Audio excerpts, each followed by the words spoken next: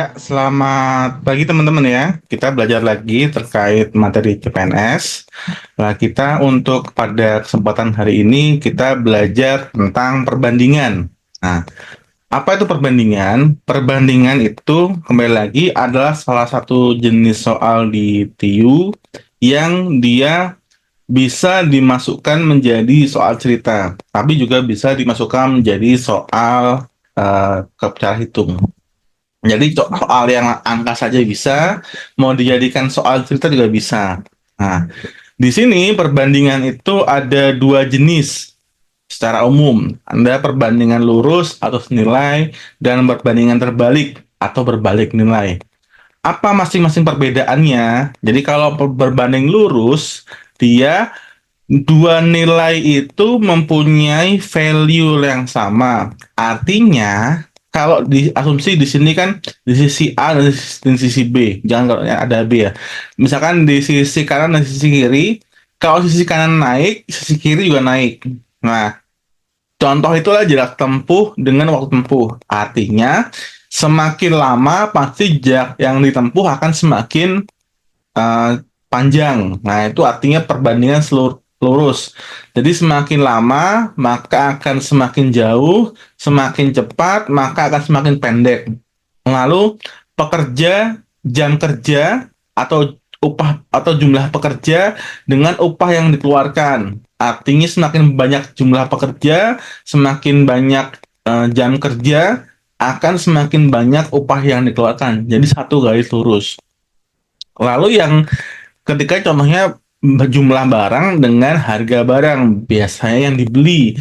Artinya kalau dia belinya satu harganya sekian, kalau dia belinya dua harganya sekian, ikut naik. Nah, itu adalah perbandingan senilai. Nah, rumusnya biasanya adalah A per B, ya kan, sama dengan A C per D, itu adalah sisi kiri, sisi kanan. Nah, kedua nilai ini akan sama-sama bertambah dan sama-sama berkurang. Nah, itu. Jadi, nah ini mungkin teman-teman nanti kita lihat di aplikasi di soal ya. Jadi, misalkan A itu naik, ya kan? Maka di sini B juga naik. Maka pengalinya akan berseberangan. Berbeda dengan perbandingan terbalik atau berbalik nilai. Kalau berbalik nilai, jika salah satu naik, maka yang lain akan turun dan berlaku kebalikannya. Contohnya apa? Kecepatan dengan waktu tempuh. Semakin cepat, ya kan, maka waktunya akan semakin pendek, ya kan. Kecepatan 10 kilo sama kecepatan 20 kilometer per jam itu pasti menempuh waktu yang berbeda, ya kan. Jumlah pekerja dengan waktu penyelesaian. Nah, waktu kerja dengan gaji yang diperoleh. Biasanya dalam perbandingan terbalik itu selalu ada yang bersifat konstan. Nah, berbeda dengan lurus. Lurus itu dia semua berlaku, sedangkan kalau perbandingan terbalik harus ada yang konstan. Contoh apa Kak? Nih, di kecepatan sebuah mobil sama itu berbanding terbalik dengan waktu tempuh, maka asumsinya jaraknya konstan, ya kan? Jumlah pekerja dengan waktu pekerjaan itu berbanding terbalik dengan syarat pekerjaannya, kuantiti pekerjaannya konstan, ya kan?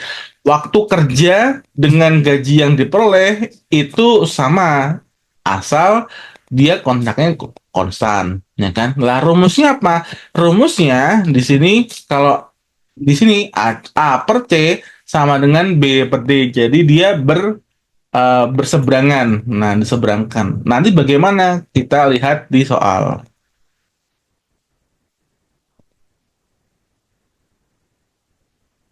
Nih. Jika PQ tidak sama dengan kosong dan P sama dengan sepertiga Q, maka rasio perbandingan antara P dan 3Q sama dengan, nah di sini ini ada sebuah klausul ya. Nah, teman-teman, jadi tidak ada yang kosong, ya kan? Berarti P dan Q masing-masing itu adalah angka besar, ya kan? Nah, maka rasio perbandingan antara P dan 3Q, nah, di sini teman-teman lihat bahwa P itu kan sama dengan 1/3Q, ya kan? Nah, tapi yang kita cari itu adalah P sama dengan 3Q, itu perbandingannya berapa? Ya kan? Lah, cara paling mudahnya adalah caranya kita cari pengganti dari sepertiga Q. Contoh, 1/3Q sama dengan X. Ini adalah salah satu cara paling gampang karena ini bisa dihitung dengan cepat, tapi berpotensi membuat teman-teman salah. Nah, cara cepat, oh ini sepertiga, ini 3 berarti kali 9 selesai. Lah, cuman berpotensi membuat teman-teman salah, ya kan? Jadi, kita harus berhati-hati kalau ketemu soal kayak gini. Caranya gimana tadi? Kita asumsikan sepertiga Q itu sama dengan X. Oke, kita masukkan sepertiga Q sama dengan X. Nah, maka maka maka Q itu sama dengan 3X. Benar kan? Nah, sekarang kita masukkan P itu sama dengan 3 P banding 3Q, ya kan?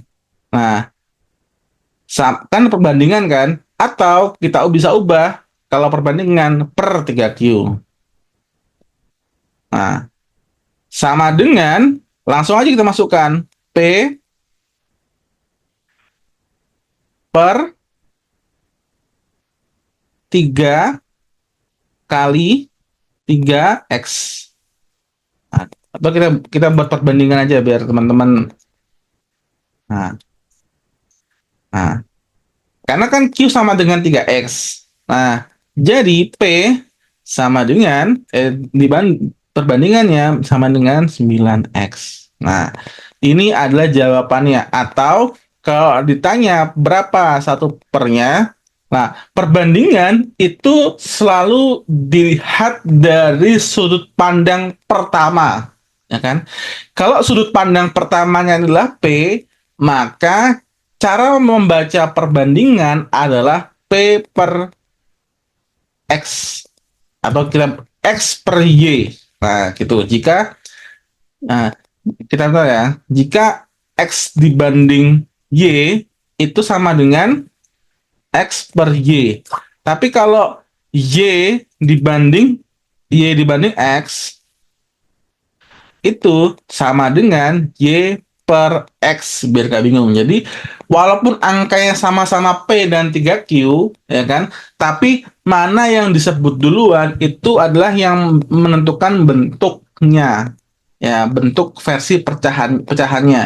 Nah, jadi kalau X dibanding Y itu sama dengan X per Y, kalau Y dibanding X sama dengan Y per X. Nah, di sini kan adalah P dibanding 3Q, ya kan, ketemu P sama dengan dibanding X, maka bentuk bentuk pecahannya adalah 1/9.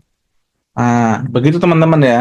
Jadi langsung saja kita masukkan 1/9. Tapi kalau misalkan 3X 3 Q dibanding P, ya jawabannya menjadi 9.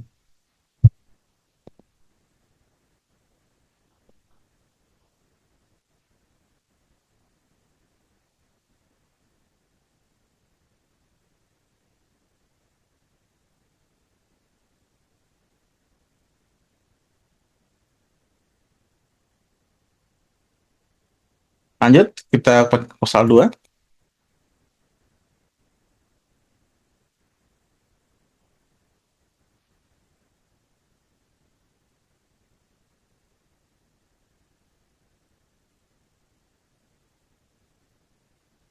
Di sebuah perpustakaan setiap novel terdapat 2 buku sains dan setiap buku sains terdapat 7 buku ekonomi. Dengan demikian, nah ini teman-teman, ini gampang ya teman-teman. Jadi di sini teman-teman cuman diminta untuk mengubah bentuk dari kalimat biasa, kalimat cerita ke dalam bentuk matematika jadinya. Jadi inilah satu contoh gimana soal di perbandingan itu bisa dimasukkan ke dalam soal cerita. Kalau yang tadi kan soalnya langsung angka ya, berarti nggak usah. Nah, sedangkan di sini kan soal cerita. Jadi teman-teman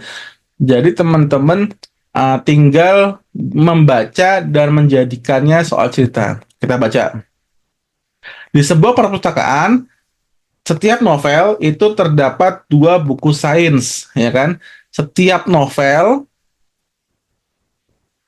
itu ada dua buku sains. Kita pakai tulisan aja. Setiap novel, kita masukkan kata-kata yang menjadi kuncinya dulu ya. Setiap novel ada 2 sains. Oke. Setiap sains ada 7 ekonomi. Nah, perbandingan buku sains lah. Teman-teman kalau ketemu soal perbandingan dengan 3 komponen begini, kakak selalu menuliskan dengan cara begini. Nah, kita lihat.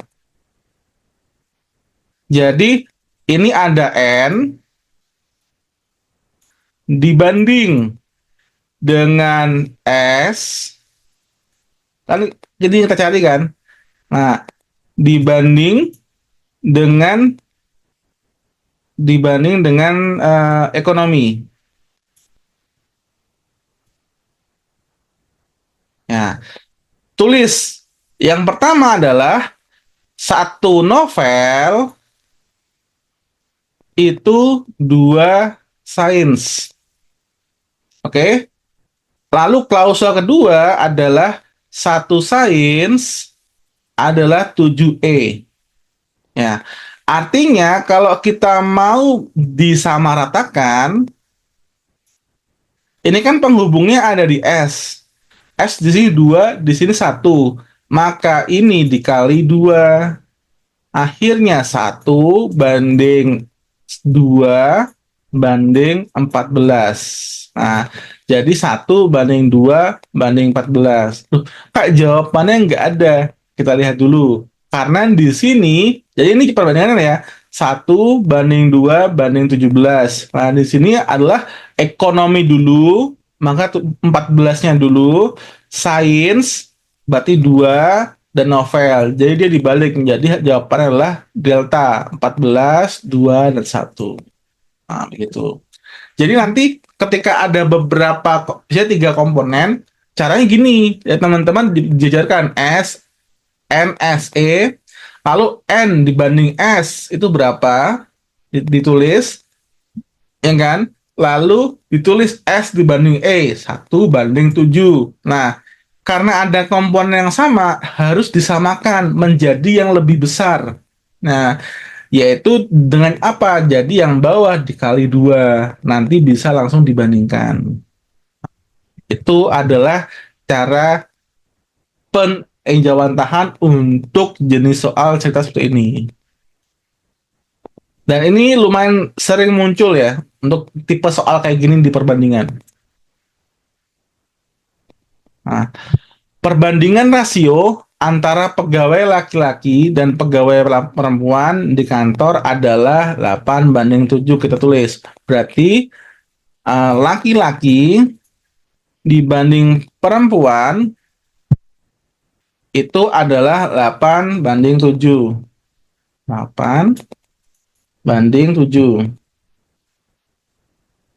Ya kan?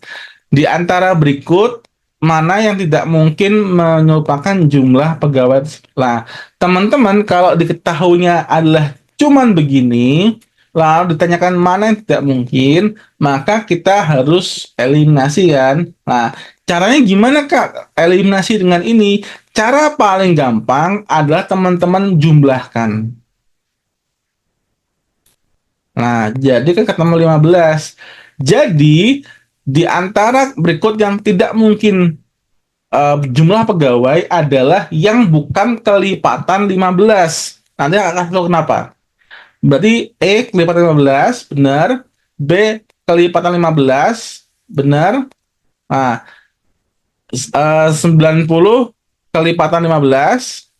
Nah, di sini ada dua yang angkanya keriting, yaitu 85 dan 96. Kita cek apa.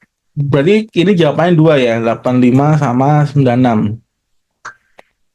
Tapi di sini yang nggak mungkin kita masukin di 96. Jadi jawabannya E. Nah, teman-teman kenapa di sini rasionya begini? Karena perbandingan 8 banding 7, ya kan? Nah, itu artinya 8x dibanding 7x. Nah, artinya di sini berapapun ini pakai rumus FPB. Jadi ini bisa dikali 1, dikali 1, dikali 2, dikali 2, dan seterusnya. Artinya dia harus pengalian dari angka 15.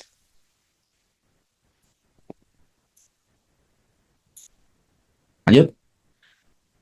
Jika A banding B sama dengan, ini sama ya, ini satu jenis soal yang lumayan sering keluar untuk materi perbandingan.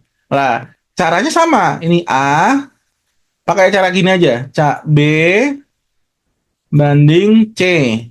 Ya kan? A banding B itu 2 banding 5. Oke? B banding C itu 4 banding 7. Nah, ini kan ada yang sama nih di B, tapi angkanya berbeda. Nah, biar sama gimana caranya, Kak? Maka yang atas dikali 4, yang B dikali 5. Bener kan? Nah, kemudian kita ketemu nih. A, B, C lagi. A, 2 kali 4 itu 8. B, 5 kali 4 itu 20. Ya kan? Yang di bawah 4 kali 5 itu 20. 7 kali 5 itu 35. Nah, bisa kita langsung eliminasi salah satu B. Jadi 8 banding 20 banding 35. Caranya cepat. Nah, langsung ketemu. Apakah benar A, B, C? Maka 8, 20, 35. Jawabannya ini salah. Nah, kita lihat depannya. Oh, yang depan 8 cuman C sama D. Berarti yang kita lanjut, berarti jawabannya adalah di D. Nah, gitu. Tapi nanti juga dilihat apakah ini bisa disingkat. Tapi kan di sini nggak bisa ya. Berarti langsung aja dimasukkan ke dalam soal, ke dalam jawaban. Nah, jadi begitu cara cepatnya untuk jenis soal seperti ini. Karena jenis soal seperti ini, perbandingan A, B, B, C, lalu A, B, C, itu lumayan sering keluar untuk materi perbandingan. Baik itu bentuknya langsung seperti sekarang, atau bentuknya soal cerita seperti yang tadi. Oke, demikian pada kesempatan kali ini kita selesaikan untuk materi perbandingan ini.